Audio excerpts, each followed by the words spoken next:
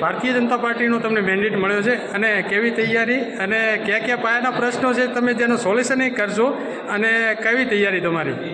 બિલકુલ ભારતીય જનતા પાર્ટીએ વાવથરા જિલ્લાના દિયોદર તાલુકાના 5 સીટોમાંથી 13 કોતરવાડા જિલ્લા પંચાયત સીટની અમારા ઉપર મહોર કરી છે. ત્યારે પ્રથમ તો પાર્ટીનો ખૂબ ખૂબ આભાર.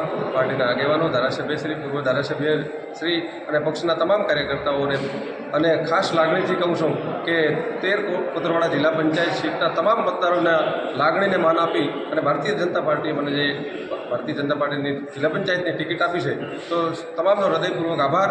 અને મને આ વિસ્તારમાં એક કામ કરવાની તક મને વિશ્વાસ છે, પૂર્ણ વિશ્વાસ છે કે આ જિલ્લા પંચાયતના 13 જિલ્લા પંચાયત કોતરવાડા સીટના તમામ મતદારો મારા ઉપર વિશ્વાસ મૂકશે તો હું ચોક્કસ પાયાના જે પ્રશ્નો છે પાયાના પ્રશ્નોનો ઉકેલ લાવીશ અને સતત રાત દિવસ વિસ્તાર માટે મહેનત કરીશ. અને જે તે પાયાના છેવાડાના માનવીના જે કાંઈ પ્રશ્નો હશે, નાના વ્યક્તિના પ્રશ્નો હશે, એ એમના ઘર સુધી જઈશ, એમના બારણા સુધી જઈશ અને એમના પ્રશ્નો સાંભળીશ અને ઉપર સુધી રજૂઆત કરીશ. મારાથી તમામ બનતી કોશિશ કરીને આ વિસ્તાર માટે હું કંઈક કરી શકવા કરવાની ભાવના સાથે મેં મારી ઉમેદવારી પત્ર નોંધાવ્યું છે. હવે અત્યારે તમારી નજરમાં કયા મુદ્દા છે કે જે તમે લઈને પ્રજા સમક્ષ જશો?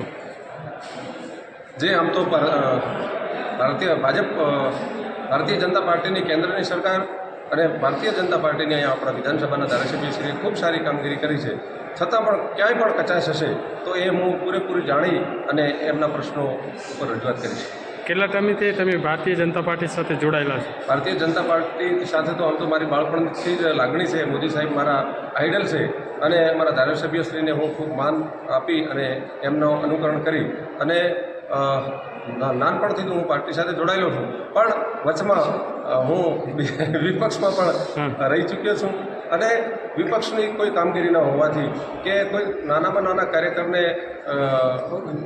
અવગણના કરવાથી મને ભાજપ પાર્ટીમાં માન મળ્યું છે. તો ખૂબ જ પાર્ટીનો આભાર માનું છું. ભાજપ પાર્ટી નાનામાં નાના કાર્યકરનો કદર કરે છે અને કદરને લઈને હું ધગશથી કામ કરીશ.